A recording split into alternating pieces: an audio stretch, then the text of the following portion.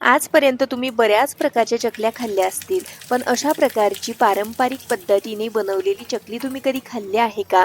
चकली बघू शकता तळल्यानंतर अगदी दुप्पट-तिप्पट छान पांढरी शुभ्र फुललेली आहे. चकली बघता क्षणी समजत आहे की किती खुसखुशीत बनून तयार झालेली आहे. ही चकली मी ज्वारीपासून पारंपरिक पद्धतीने बनवलेली आहे. चकली बनवताना तेलाचा वापर न केल्यामुळे चकली वर्षभरासाठी आरामशीर टिकली जाते. अर्थातच चकली तळण्यासाठी तेल लागणार आहे. अशी ही चकली एकदा बनवून ठेवली तर मुलांना कुरकुऱ्याऐवजी तुम्ही जेव्हा पाहिजे तेव्हा ही चकली तळून देऊ शकता. चकली कशी बनवायची ते पाहूया. पारंपरिक पद्धतीने ज्वारीची चकली आज आपण 1 किलोच्या प्रमाणामध्ये बनवणार आहोत. त्यासाठी 1 किलो ज्वारी घेतलेली आहे. कुठल्याही प्रकारची ज्वारी घेतली तरी देखील चालू शकतं. तर ही ज्वारी आपल्याला एका मोठ्या पातेल्यामध्ये काढून घ्यायची आहे. ज्वारी स्वच्छ नीट करून घेतलेली आहे. त्यानंतर यामध्ये आपल्याला पाणी घालायचं आहे. जास्तीचं पाणी घालून हलक्या हाताने चोळून आपल्याला ही ज्वारी 2 पाण्याने धुवून काढायची आहे, जेणेकरून यामध्ये काही धूळ कचरा असेल तो देखील निघला जातो. या ठिकाणी ही ज्वारी आहे ती मी हलक्या हाताने चोळून 2 पाण्याने धुवून घेतलेली आहे. त्यानंतर आपल्याला यामध्ये पाणी घालायचं आहे. ज्वारी बुडून पाणी वरती येईल इतकं पाणी घालायचं आहे. झाकण ठेवून ही ज्वारी आपल्याला 2 दिवस पाण्यामध्ये भिजत ठेवायची आहे. ज्वारी पाण्यामध्ये भिजत असताना दररोज यामधलं आपल्याला पाणी बदलायचं आहे. तिसऱ्या दिवशी भेटूयात. रविवारी ही ज्वारी मी पाण्यामध्ये भिजत घातलेली होती. रविवार 1, सोमवार 2 असं 2 दिवस मी ही ज्वारी पाण्यामध्ये भिजू दिली. आता तिसऱ्या दिवशी याच्यावरचं झाकण काढते, तर ज्वारीवरती तुम्ही बघू शकता अशा प्रकारचं लालसर रंगाचं पाणी आलेलं आहे. आता हे पाणी आपल्याला बाजूला काढून घ्यायचं आहे. 2 दिवस ज्वारी पाण्यामध्ये भिजत असताना दररोज यामधलं पाणी आपल्याला बदलून घ्यायचं आहे. आता ज्वारीवरती आलेलं पाणी बाजूला काढून घेतलेलं आहे. आता यामध्ये दुसरं पाणी घातलेलं आहे. 2 दिवसामध्ये ज्वारी छान आंबली जाते आणि भिजली पण जाते. आता सध्या जास्त ऊन आहे, त्यामुळे फक्त 2 दिवस ज्वारी पाण्यामध्ये भिजवण्याची आवश्यकता आहे. दुसरं पाणी घालून स्वच्छ 2 पाण्याने ही ज्वारी धुवून घेतलेली आहे. अशी ज्वारी भिजवून घेतल्यानंतर 2 पाण्याने धुतली तर ज्वारीमध्ये आंबवलेला एक्स्ट्राचा काही वास असेल तो देखील निघून जातो. ज्वारी आंबवल्यानंतर ज्वारीचा थोडासा जास्तीचाच वास येतो, पण घाबरून जायचं नाही. चकली बनवल्यानंतर अजिबात वास वगैरे येत नाही. अशा पद्धतीने 2 पाण्याने आपल्याला ज्वारी धुवायची आणि एका चाळणीवरती नितळण्यासाठी काढायची आहे. थोड्या वेळासाठी ही ज्वारी आपल्याला अशीच या चाळणीवरती ठेवून द्यायची आहे, जेणेकरून ज्वारीमधलं पाणी आहे ते नितळून जाईल. त्यानंतर घरामध्येच एक कापड अंथरून घेतलेलं आहे. या कापडावरती आपल्याला ही ज्वारी आहे ती पसरून घ्यायची आहे.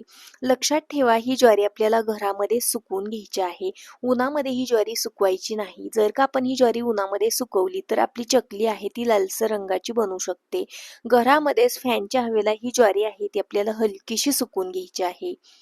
कापडावरती घातलेली ज्वारी मी अगदी पातळसर अशी पसरून घेते आणि त्यानंतर फॅनच्या हवेला ही ज्वारी आहे ती मी सुकवून घेणार आहे. ज्वारी जास्तही आपल्याला सुकवायची नाही. अगदी हलकीशी अशा प्रकारे ज्वारी आपल्याला ओलसर ठेवायची आहे. एवढीच ज्वारी आपल्याला सुकवून घ्यायची आहे. तर साधारणपणे तासभर ही ज्वारी मी फॅनच्या हवेला सुकवून घेते. त्यानंतर ही ज्वारी आहे ती मी एका पातेल्यामध्ये काढून घेतलेली आहे. हाताला बघू शकता ही ज्वारी हलकीशी चिकटत आहे. एवढी ही ज्वारी आहे ती ओलसर आहे. अगदी कडक वाळवण्याची आवश्यकता नाही. त्यानंतर या इथं मी एक मिक्सरचं भांडं घेतलेलं आहे. या मिक्सरच्या भांड्यामध्ये आपल्याला थोडी थोडी करून ज्वारी काढून घ्यायची आहे. त्यानंतर मिक्सरचं झाकण लावते आणि ही मिक्सरला ज्वारी आहे ती अगदी बारीकसर अशी वाटून घेते. बारीक करून घेतलेल्या ज्वारीचं पीठ आपल्याला एका सोजीच्या चाळणीने गाळून घ्यायचं आहे, जेणेकरून यामध्ये काही कोंडा असेल तो बाजूला निघला जातो.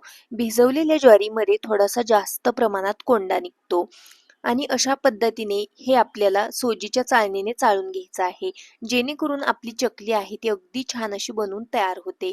तर इथं बघू शकता एकदा चाळून घेतला तर हाच कोंडा मी पुन्हा एकदा मिक्सरला लावते आणि बारीक करून घेते, जेणेकरून कोंडा आहे तो जास्त प्रमाणात निघणार नाही. याच पद्धतीने सर्व ज्वारी मी बारीक करून घेते आणि सोजीच्या चाळणीने चाळून घेते. त्यानंतर अशा प्रकारचं आपल्याला इथं ज्वारीचं पीठ मिळालेलं आहे. या पिठापासूनच आज आपण चकली बनवणार आहोत. बनवून घेतलेलं ज्वारीचं सर्व पीठ आपल्याला एका भांड्यामध्ये काढून घ्यायचं आहे. त्यासाठी या इथं मी एक मोठं पातेलं घेतलेलं आहे. या पातेल्यामध्ये मी बनवून घेतलेलं सर्व पीठ काढून घेते. या ठिकाणी आपण अगदी पारंपरिक पद्धतीने ही ज्वारीची चकली बनवत आहोत. त्यामुळे चकली चवीला खूप छान लागते. अशा पद्धतीने 2 ते 3 दिवसासाठी ज्वारी पाण्यामध्ये भिजवून याचं पीठ तयार करून जर का चकली बनवली तर चवीला खूप छान लागते. सर्व ज्वारीचं पीठ या पातेल्यामध्ये काढून घेतल्यानंतर आपल्याला यामध्ये पाणी घालायचं आहे. असं मोजून वगैरे काहीच नाही, अंदाजेच आपल्याला यामध्ये पाणी घालायचं आहे. साधारणपणे 2 मग भरून इतकं पाणी मी यामध्ये घालायचं आहे. साधं नॉर्मल टेम्परेचरवरचं जे पाणी असतं ते पाणी आपल्याला यामध्ये घालायचं आहे. पीठ भिजेल आणि पीठ भिजून वरती पाणी येईल इतकं पाणी आपल्याला यामध्ये घालायचं आहे.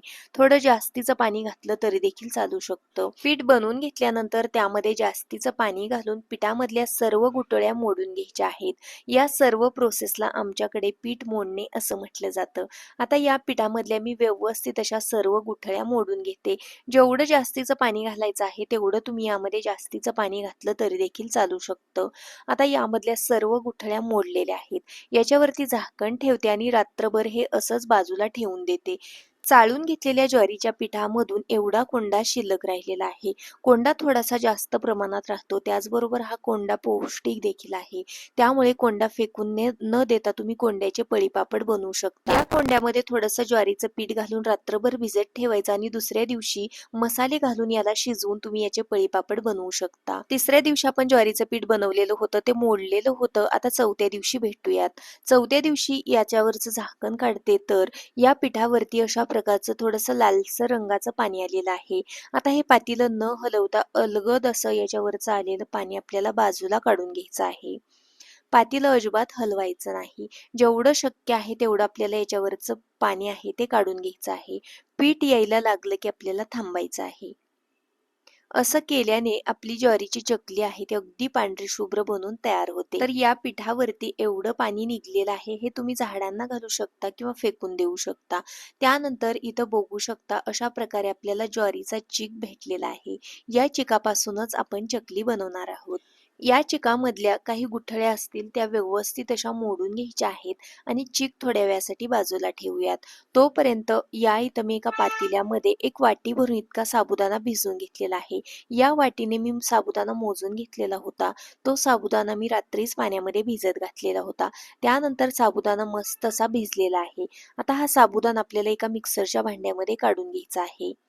1 वाटी साबुदाणा भिजवल्यानंतर तो थोडासा जास्तीचा होतो. त्यामुळे एका बॅचमध्ये तो बारीक न करता मी 2 बॅचेसमध्ये बारीक करून घेणार आहे. त्यामुळे अर्धा साबुदाणा यामध्ये काढून घेतला. आता यामध्ये पाणी घालते. तर सुरुवातीला मी एका वाटीने मोजून 1 वाटी भरून इतकं पाणी घेतलेलं आहे. यामधलं अर्धं पाणी यामध्ये घालून मी हा साबुदाणा बारीक करून घेतलेला आहे. असा हा अगदी बारीकसर असा आपल्याला साबुदाणा बारीक करायचा आहे. साबुदाणा बारीक करत असताना अजिबात जास्तीचं पाणी घालायचं नाही. फक्त 1 वाटी पाणी इथं मी घेतलेलं आहे.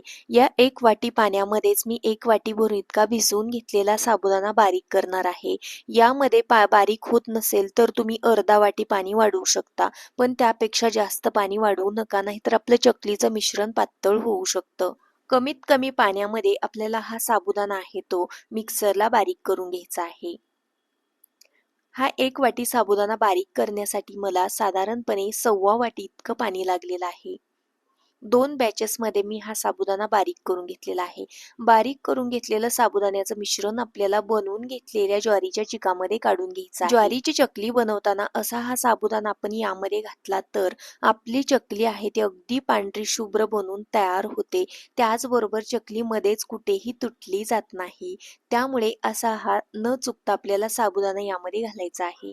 साबुदाणा घातल्यानंतर ज्वारीचा चीक आणि साबुदाणा एकजीव करून घ्यायचा आहे, मिक्स करून घ्यायचा आहे.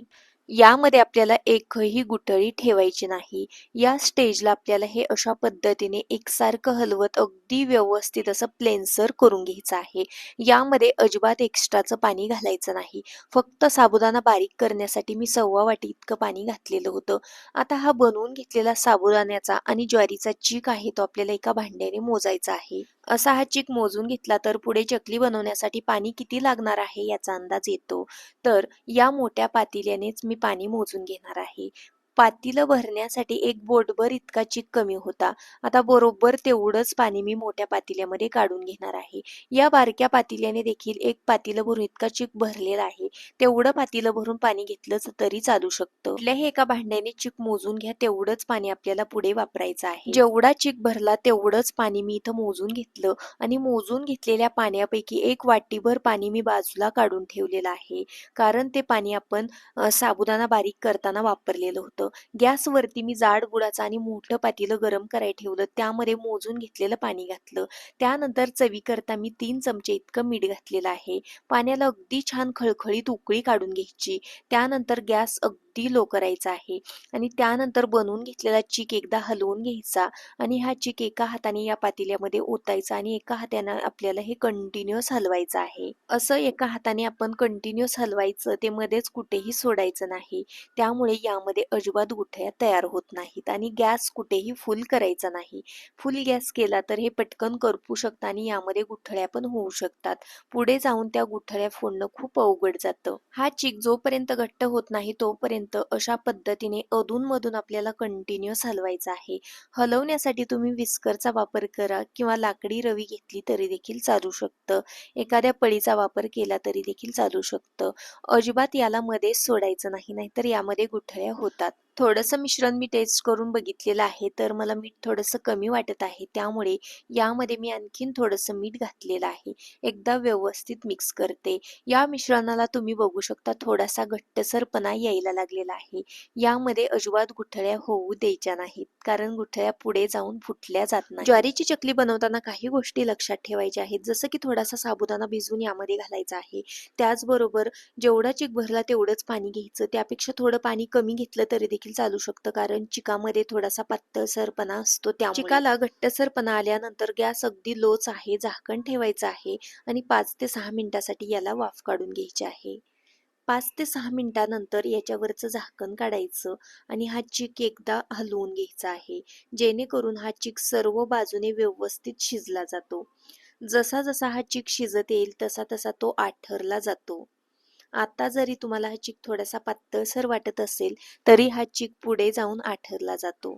सांगितलेल्या पाण्याचं प्रमाण वापरून तुम्ही ही चकली बनवली तर अगदी परफेक्ट चकली बनून तयार होते. आता एकदा हलवून घेतल्यानंतर पुन्हा एकदा आपल्याला 5 ते 6 मिनिटासाठी याला वाफ काढून घ्यायची आहे. चीक शिजवणे म्हणजेच वाफवून घेणे. साधारणपणे आपल्याला 12 ते 15 मिनिटं लागतात एवढा चीक वाफवून घेण्यासाठी. आता हा चीक आहे तो मी पुन्हा वाफवून घेतलेला आहे. एकदा व्यवस्थित मिक्स करते. चीक शिजल्यानंतर याला अगदी छान अशी चकाकी येते, म्हणजेच आपला चीक छान शिजलेला आहे.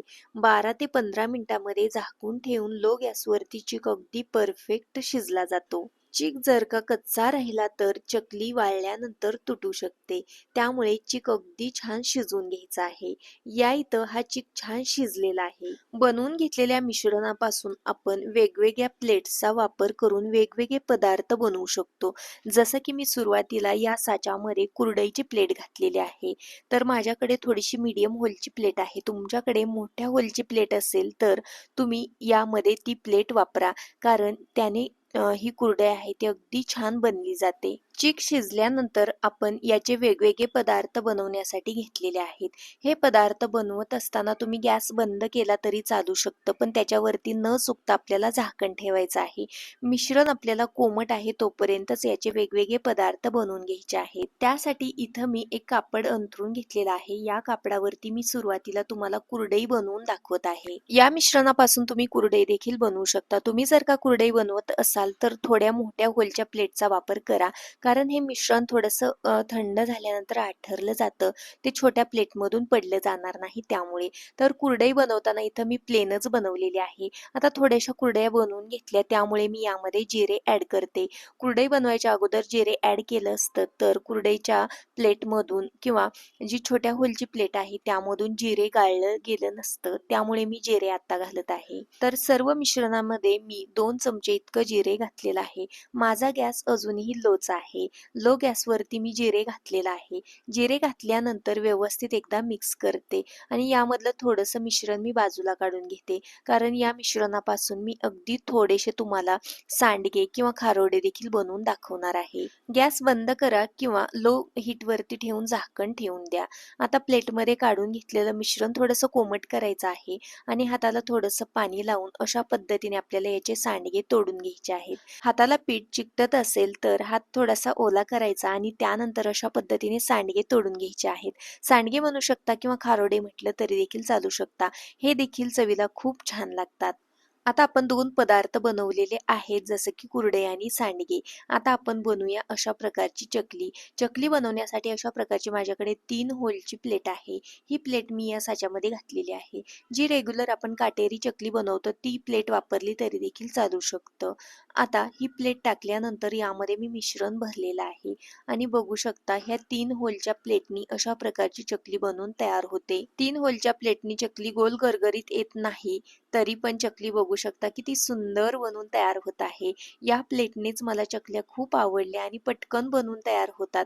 त्यामुळे याच प्लेटचा वापर करून मी सर्व मिश्रणाच्या चकल्या आहेत त्या बनवून घेणार आहे. या प्लेटमध्ये तुम्ही बघू शकता चकली किती पटकन बनवून तयार होत आहे आणि आपलं मिश्रण पण परफेक्ट झालेलं आहे. त्यामुळे मस्त चकल्या तयार होत आहे. चला मग मी याच पद्धतीने सर्व चकल्या बनवून घेते. तर इथं बघू शकता आपण काटेरी जी प्लेट असते ना ती देखील वापरून अशा पद्धतीने चकल्या बनवू शकता. पण ही चकली बनवण्यासाठी अगदी थोडासा वेळ जास्त लागू शकतो. त्यामुळे या प्लेटचा वापर न करता मी 3 होलच्या प्लेटचा वापर करून सर्व चकल्या बनवणार आहे. दुपारून माझ्याकडे ऊन नसतं. मी ही दुपारून चकली बनवत आहे. त्यामुळे ह्या चकल्या मी घरामध्ये फॅनच्या हवेला सुकवत ठेवणार आहे. दुसऱ्या दिवशी सकाळी 12 पर्यंत माझ्याकडे ऊन येतं. मग छान अशा ह्या चकल्या मी 2 दिवस उन्हामध्ये वाळवून घेणार आहे. इथं मी सर्व चकल्या बनवून घेतलेल्या आहेत. थोड्याशा तुम्हाला कुरडया बनवून दाखवल्या, खारोडे बनवून दाखवले आणि इथं बघू शकता 1 किलो ज्वारीपासून खूप साऱ्या चकल्या बनवून तयार झालेल्या आहेत. चला आता ह्या चकल्या मी 2 दिवस वाळवून घेते आणि त्यानंतर तुम्हाला दाखवते. 2 दिवस चकल्या मी उन्हामध्ये वाळवून घेतलेल्या आहेत. त्यानंतर बघू शकता भरपूर चकल्या बनून तयार झालेल्या आहेत. चकली वाळल्यानंतर अजिबात तुटलेली नाही. चकलीला रंग पण छान आलेला आहे. चकलीमध्ये जिरे घातल्यामुळे चवीला पण खूप छान लागते. जिऱ्यासोबत तुम्ही लाल मिर्च पावडर घालू शकता किंवा बाकीचे फ्लेवर्स तुम्हाला आवडत असतील तर ते देखील घालू शकता. तर इथं बघू शकता आपली कुरडई पण छान वाळलेली आहे. त्याचबरोबर खारोडे किंवा आपले सांडगे पण छान वाळलेले आहेत. चला आता मी तुम्हाला चकली तळून दाखवते. त्यासाठी कढईमध्ये तेल छान कडकडीत गरम करून घ्यायचं. त्यानंतर गॅस मीडियम केला तरी देखील चालू शकतं. तेलात घालता क्षणी तुम्ही बघू शकता चकली किती मस्त दुप्पट तिप्पट छान पांढरी शुभ्र फुलली जात आहे. जिऱ्यामुळे चकलीचा रंग थोडासा बदलला जातो पण तरी पण चकली अगदी छान पांढरी शुभ्र दिसत आहे. याच पद्धतीने मी तुम्हाला काही चकल्या तळून दाखवते जेणेकरून तुमच्या लक्षात येईल की सर्व चकल्या छान फुलल्या जात आहेत. काही चकल्या तळून दाखवलेल्या आहेत सोबतच मी तुम्हाला 1-2 कुरडया देखील तळून दाखवते. त्याचबरोबर खारोडे देखील तळून दाखवणार आहे. खारोडे आणि कुरडया देखील अगदी छान अशा फुलल्या जात आहेत. असे हे एकाच मिश्रणापासून तुम्ही 3 प्रकारचे पदार्थ बनवू शकता आणि हे बनवताना तेलाचा वापर न केल्यामुळे अगदी वर्षभरासाठी टिकले जातात. त्याचबरोबर हे आपण अगदी पारंपरिक पद्धतीने बनवलेले आहेत त्यामुळे चवीला पण खूप छान लागतात. काही चकल्या तळून दाखवलेल्या आहेत. त्यानंतर बघू शकता किती खुसखुशीत चकली आहे. व्हिडिओ आवडला असेल तर लाईक करा. Bye bye.